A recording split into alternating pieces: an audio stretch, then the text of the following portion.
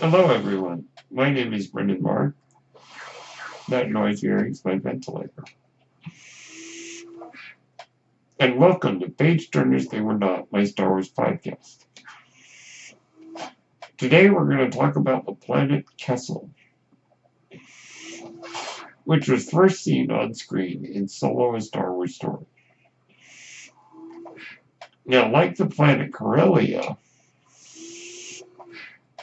Kessel was first mentioned in the original Star Wars film, but not seen on screen until Solo. Just like Corellia was not seen on screen until Solo. Kessel, as we learned in the original film from C-3PO, was home of the spice mines, which sound basically, if we interpreted C-3PO correctly, sounded like a terrible place to be. And now that we've seen it, I think he was absolutely right. Kessel is home to spice mining, this spice being a drug, which, was illegal, but apparently the Empire didn't mind. And also, there was coaxium on Kessel. Or at least coaxium, raw coaxium, could be harvested on Kessel. What happened in the story is that because Beckett and Solo and Chewbacca lost the coaxium shipment on Vandor during the train heist, they needed to find a way to make it up to Dryden Voss. It was suggested that they get coaxium from Kessel, raw coaxium, which is very unstable, and take a very fast ship to Savareen, where the coaxium could be processed before it exploded. This, of course, leads to hiring of Lando Calrissian and the Millennium Falcon to complete the job. So, our heroes arrive on Kessel, accompanied by Kira, who is representing Dryden Voss. They pose as slave traders. Kira pretends to be someone of importance and pretends that Han and Chewie are the slaves that are being offered to the Pikes. The Pikes own the spice mines of Kessel. The Pikes buy the ruse, and our heroes are able to get into the mines, where immediately all havoc, they spring loose their havoc. They cause their trouble, or I guess I'm phrasing it wrong. Our heroes make it into the mines, and then they set their plan in motion. Their plan to release the slaves, to create a disturbance so they could get the coaxium, and take out the Pikes who are guarding it. That way, the Pikes do not know that Crimson Dawn, which is the organization our heroes are representing, this is so the Pikes do not know Crimson Dawn is involved. They think it's just this one band of troublemakers.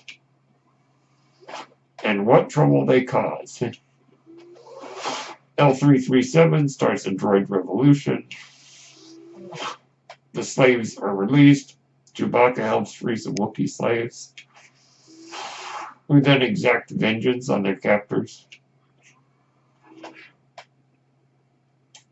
and many other slaves are set free. So a lot actually happens on Kessel.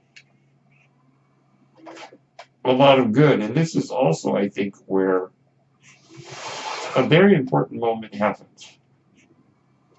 Now, we never saw Chewbacca make his life debt pledge to Han Solo. And you know what? I'm fine with that, because I think it's more important to establish their friendship and not just he's got a life debt to Han Solo, so he's basically his slave. But what happened was Chewbacca wanted to go help the other Wookiees. And Han, after some persuasion, was willing to let Chewie go, and even gave Chewie a stun pike so he could help free the Wookiee prisoners. I think in this moment, Chewbacca realized that Han really was a good guy. And I think it's at that moment that Chewbacca realized this is the guy that I can hang out with, because this is the guy willing to stand up for something. So that's a very important moment, I think.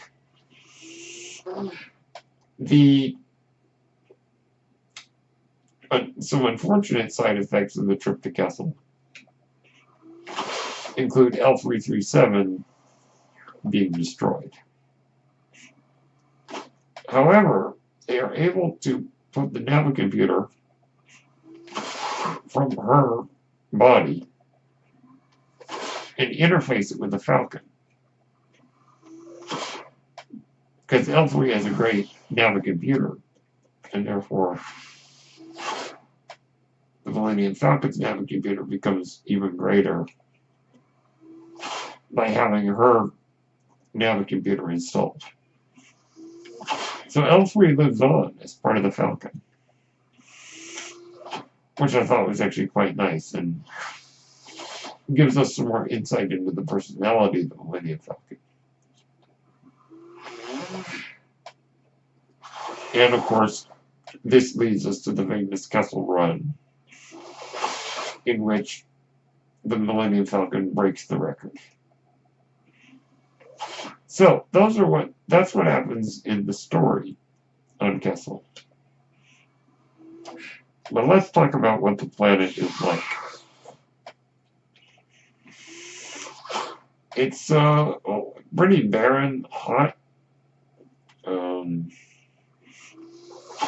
I guess the southern hemisphere had some nice areas, but mostly Kessel was a hot, humid, barren planet full of spice mines. Of course, the upper class of Kessel lived in the southern hemisphere where things were nice. But the average person on Kessel was a slave. They employed slave labor to mine spice and coaxium and other materials. And it's a very kind of not a very pleasant place if you consider that it's supporting slavery. I like warm temperatures, but I do not like humid temperatures. And Kessel strikes me as a very humid planet. So I probably would not want to live there, because it's under the control of slavers. It's humid and barren and hot. And it's surrounded by a rather frightening nebula. So, for all these reasons, I would not wish to live on Kessel. It was so nice to get to see Kessel, finally.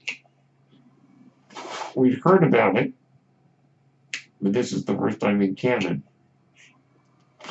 or at least on film, that we got to see it. We did get to see it for the first time in Star Wars Rebels, but on film, not until Solo.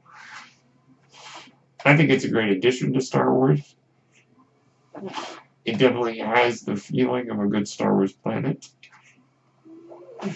It adds some degree of flavor to Star Wars by giving us glimpses of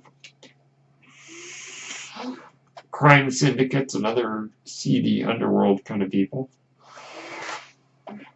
And a lot of important things happened here.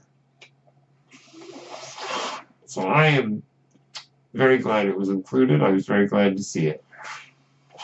And those are my thoughts on Kessel. My name is Brendan Marr. That noise you hear is my ventilator. And thank you for tuning in to Page Turners They Were Not, my Star Wars podcast. May the Force be with you.